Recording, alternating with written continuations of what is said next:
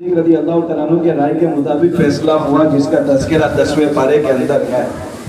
میدان احد کے اندر بھی مسلمانوں کے درمیان جو کفار گھس گئے تو انتشار ہو گیا، یہ خبر مشہور ہو گئی ہے اللہ کے نبی صلی اللہ علیہ وسلم بھی شہید ہو گئے۔ صحابہ نے جب کفار کی طرف سے یہ خبر سنی تو ان کے دل بیٹھ گئے، اب زندہ رہ کر ہمیں کیا فائدہ جب حضور کی دنیا میں نہیں ہے۔ اس کا دشمن نے فائدہ اٹھایا، مگر جب ایک مرتبہ دو صحابی نے اعلان کیا جو حضور کے قریب میں کھڑے تھے تو سب سے پہلے حفاظت کے لیے حضرت ابوبکر صدیق رضی اللہ تعالیٰ عنہ آگے آئے ہیں، اور ان کا تذکرہ اللہ تعالیٰ نے چوتھے پارے میں کیا کہ کچھ صحابہ تو ایسے جو زخموں سے چور تھے، مگر جب اللہ کے نبی کی طرف سے اعلان ہوا تو فوراً اٹھ کھڑے تھے۔ اس کے بعد آخری جنگ جو اللہ کے نبی صلی اللہ علیہ وسلم کی پیش آئی غزوہ تبوک، جس موقع پر اللہ کے نبی صلی اللہ علیہ وسلم نے فرمایا تھا مال کی بہت زیادہ ضرورت ہے، لمبا سفر ہے۔ حضرت ابوبکر صدیق رضی اللہ تعالیٰ عنہ گھر کا پورا مال لے کر آئے تھے۔ حضرت عمر رضی اللہ تعالیٰ عنہ فرماتے تھے 800 صدیق سے بڑھنے کا اچھا موقع ہے۔ اتنی اچھی خاصی مقدار میں گھر کا آدھا مال لے کر کے آئے تھے، مگر حضور کے سوالات بدل گئے۔ عمر کتنا لائے، ابوبکر کتنا چھوڑ کر آئے؟ یا رسول اللہ، اللہ اور اللہ کے رسول کا نام چھوڑ کر آیا۔ تو ہر جنگ میں اللہ کے نبی صلی اللہ علیہ وسلم کا پورا ساتھ دیا۔ جب حضور کی ظاہری وفات کا وقت آیا ہے، اس وقت اللہ کے نبی صلی اللہ علیہ وسلم وفات سے 3 دن پہلے جب آپ بیماری میں چل رہے تھے، حضرت میمونہ رضی اللہ تعالیٰ عنہ کے گھر پر تھے۔ آپ نے ساری ازواج مطہرات کو بلایا اور کہا کہ تم مجھے اس بات کی اجازت دیتی ہو کہ میں بیماری کے ایام میں حضرت عائشہ کے گھر پر ہوں۔ تمام ازواج مطہرات نے کہا یا رسول اللہ، ہم بالکل خوشی سے اجازت دیتی ہیں۔ چنانچہ اللہ کے نبی صلی اللہ علیہ وسلم نے کھڑے ہونے کا ارادہ کیا، مگر بیماری سخت ہونے کی وجہ سے اٹھ نہیں سکے۔ تو حضرت علی رضی اللہ تعالیٰ عنہ اور حضرت فضل بن عباس رضی اللہ تعالیٰ عنہ انہوں نے سہارا دیا اور حضرت عائشہ رضی اللہ تعالیٰ عنہ کے گھر لے گئے۔ صحابہ نے جب حضور کی بیماری کی یہ کیفیت دیکھی تو بہت گھبرا گئے اور آپس میں باتیں کرنے لگے، حضور کو کیا ہو گیا، حضور کو کیا ہو گیا۔ جب اللہ کے نبی صلی اللہ علیہ وسلم حضرت عائشہ رضی اللہ تعالیٰ عنہ کے گھر گئے تو بہت سارے صحابہ مسجد کے اندر چلے گئے اور آپس میں چیبی گویا کر رہے ہیں، کیا حال ہوگا حضور۔ تو بہت شور بلند ہو گیا۔ اللہ کے نبی صلی اللہ علیہ وسلم نے پوچھا شور کس بات کا ہے؟ کہا صحابہ آپ کی حالت کو لے کر تشویش میں ہیں۔ اللہ کے نبی صلی اللہ علیہ وسلم نے فرمایا کہ مجھے مسجد کے اندر لے چلو، لیکن چونکہ بخار بہت زیادہ سخت تھی جس کی وجہ سے آپ پر کتنا سارا پانی ڈالا گیا تو آپ کے بدن کی حرارت ختم ہوئی اور ٹھنڈک پیدا ہوئی۔ اس کے بعد آپ سہارے منبر پر تشریف لائے اور آپ نے اپنی زندگی کا وہ آخری خطبہ دیا اور کہا اے لوگو، نماز کے بارے میں اللہ سے ڈرو، نماز کے بارے میں اللہ سے ڈرو، نماز کے بارے میں یعنی نمازوں کی پابندی، اور اپنے ماتحت جو بھی نوکر چاکر ہیں ان کا پسینہ خشک ہونے سے پہلے ان کی مزدوری ان کو دے دو۔ پھر آپ نے فرمایا اے لوگوں، اپنی عورتوں کے بارے میں ڈرو اللہ سے، اپنی عورتوں کے بارے میں اللہ سے ڈرو۔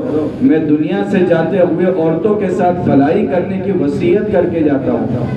اور تیسری بات کہی کہ اللہ نے اپنے بندے کو اس بات کا اختیار دیا ہے، چاہے تو وہ دنیا کو اختیار کر لے، چاہے تو اس چیز کو اختیار کر لے جو اللہ کے پاس ہے، اور اس بندے نے اس چیز کو اختیار کر لیا ہے جو اللہ کے پاس ہے۔ سارے صحابہ یہ تیسری بات سمجھ نہ سکے، مگر حضرت ابوبکر صدیق رضی اللہ تعالیٰ عنہ ان کی ہچکیاں نکل گئی، سمجھ گئے کہ حضور نے اللہ کی ذات کو پسند کر لیا ہے، اب آپ کی وفات کا وقت قریب آ چکا ہے۔ سارے صحابہ پریشان ہیں کہ ابوبکر کو کیا ہو گیا، داڑے مار کر رو رہے ہیں۔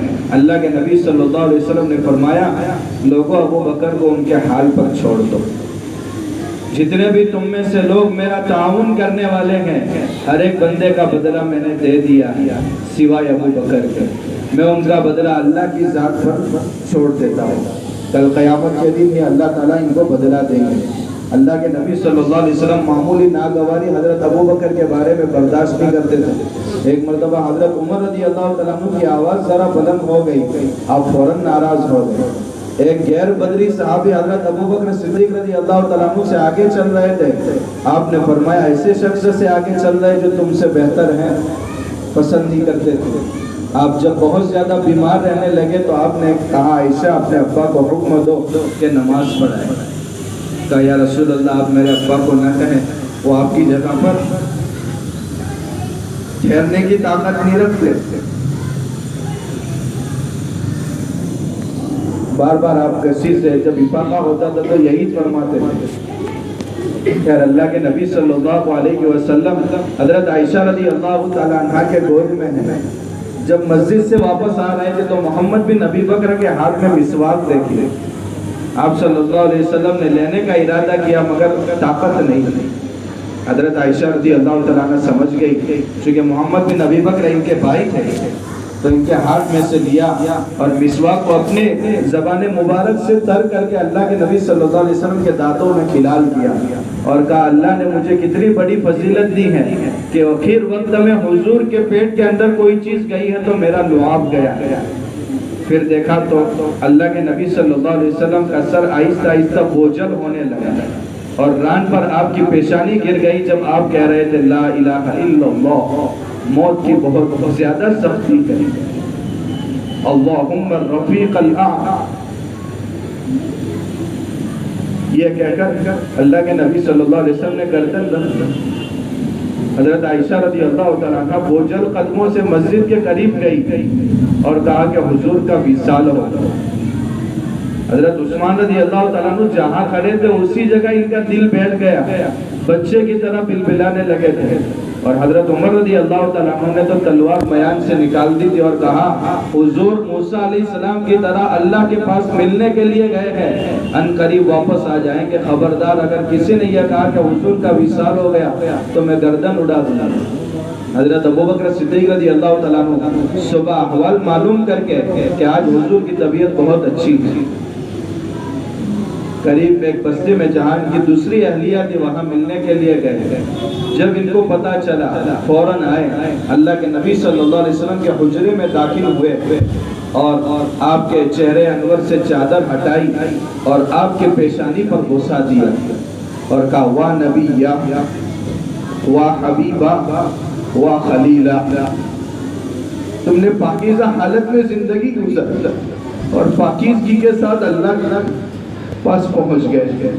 لیکن دیکھا کہ مسجد نبوی کوئی ممبر کے قریب بیٹھ کر کے رو رہا ہے. آ کر کے کس انداز کے ساتھ دیکھیے تھے بہت زیادہ نرم دل کے مگر صحابہ کی جماعت کو کس انداز سے سنبھالا ہے. آ کر کے کہا ہے لوگوں قرآن کریم میں اللہ نے آیت اتاری ہے وما محمد الا رسول، محمد صلی اللہ علیہ وسلم بھی گزشتہ رسولوں کی طرح ایک رسول ہے.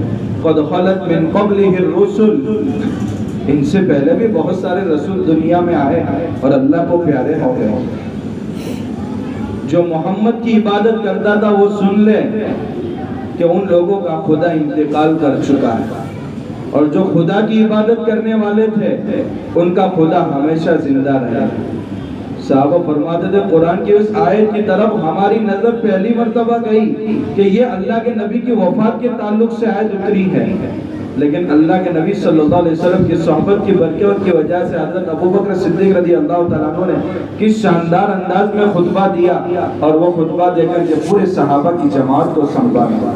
اس کے بعد سب سے بڑا مسئلہ پیش آیا کہ حضور کی نماز جنازہ پڑھائے تو کون پڑھائے، حضور کو دفن کیا جائے تو کہاں دفن کیا جائے. کیونکہ کچھ لوگ کہتے تھے حضور مکہ میں پیدا ہوئے ہیں تو مکہ میں دفن کیا جائے، کسی نے کہا مکہ چھوڑ دیا ہے تو مدینہ میں دفن کیا جائے، کسی نے کہا کہ بیت المقدس جو انبیاء کا مدفن ہے وہاں حضور کو منتقل کیا جائے. اب یہ سارے امور ایسے تھے کہ اگر مسلمانوں کا کوئی امیر المؤمنین منتخب نہ ہو تب تک یہ سارے کام انجام نہیں دیے جا سکتے. ظاہر سی بات ہے انتشار ہوگا، اس لیے سب سے پہلے خلافت کے مسئلے کو حل کیا اور سارے صحابہ حضرت ابو بکر صدیق رضی اللہ تعالیٰ عنہ کی خلافت پر متفق اور مجتمع ہو گئے. اس کے بعد پھر ترتیب یہ بنائی گئی کہ اللہ کے نبی صلی اللہ علیہ وسلم کا کمرہ کھول دیا گیا اور باری باری انفرادی طور پر ہر ایک آتا تھا اور نماز جنازہ پڑھتا تھا. اور پھر اس کے بعد اللہ کے نبی صلی اللہ علیہ وسلم کو اسی حجرے کے اندر، جس حجرے کے اندر آپ کا وصال ہوا تھا، حضرت ابوبکر صدیق رضی اللہ تعالیٰ عنہ کو وہ حدیث معلوم تھی کہ نبی کی جہاں وفات ہوتی ہے وہی اس کا مدفن ہوتا ہے۔ یہ اللہ کے نبی صلی اللہ علیہ وسلم کے ساتھ خاص ہے اور انبیاء کے ساتھ خاص ہے۔ لہذا اگر وقف کی ملکیت ہے، اگر کوئی کہے کہ مسجد کے سامنے کے آنگن کے اندر مجھے دفن کیا جائے یا گھر کے آنگن کے سامنے دفن کیا جائے، یہ درست نہیں ہے۔ پھر جب خلیفہ بنے ہیں اس وقت کے حالات ایسے تھے، حضرت مولانا عبدالشکور صاحب رحمہ اللہ نے لکھا ہے اس وقت اگر کوئی فرشتہ بھی خلیفہ ہوتا تو وہ حالات کو سنبھال نہ سکتا تھا، لیکن حضرت ابوبکر صدیق رضی اللہ تعالیٰ عنہ نے صرف 2 سال زمانے خلافت رہا ہے۔ اللہ کے نبی صلی اللہ علیہ وسلم نے حضرت اسامہ کے لشکر کو روانہ کرنے کا ارادہ کر دیا تھا، مگر بیماری کی وجہ سے وہ لشکر روانہ نہیں کر سکے تھے، اور جو کمزور بظاہر مسلمان ہوئے تھے تاکہ مسلمانوں کے عذاب سے بچ سکے وہ سب کے سب مرتد ہونے لگے۔ تو حضرت عمر رضی اللہ تعالیٰ عنہ نے حضرت ابوبکر سے کہا اس وقت حضرت اسامہ کے لشکر کو روانہ کرنا مصلحت کے خلاف ہے، کیونکہ پہلے ہم اندرونی فتنوں سے نمٹے، اس کے بعد حضرت ابوبکر صدیق رضی اللہ تعالیٰ عنہ نے کیا جواب دیا؟ اجبار فی الجاہلیہ وخوار فی الاسلام۔ زمانے جاہلیت میں تو بڑے جابر بنتے تھے اور زمانے اسلام میں بڑے نرم بن رہے ہیں۔ حضور کی جو تمنا تھی پہلے میں پوری کروں گا اور اس کے بعد ان فتنوں سے میں نمٹوں گا۔ زمانے خلافت 2 سال رہا ہے مگر وہ کارنامے اور اللہ کے نبی صلی اللہ علیہ وسلم کی حقیقی نیابت کو پورا کیا ہے۔ یہ مختصر طور پر حضرت ابوبکر صدیق رضی اللہ تعالیٰ عنہ کا تذکرہ ہے۔ پھر فتنوں کی جو بارش شروع ہوئی ہے وہ حضرت عثمان رضی اللہ تعالیٰ عنہ کے 6 سال دورے خلافت کے بعد وہ انگوٹھی اللہ کے نبی صلی اللہ علیہ وسلم نے دی تھی۔ انشاءاللہ اس کا تذکرہ اتوار کے دن مغرب بعد کیا جائے گا انشاءاللہ۔ اللہ تعالیٰ ہم سب کو ایسے حضرات کی کامل ابتدا نصیب فرمائے۔ اللہم صلی علی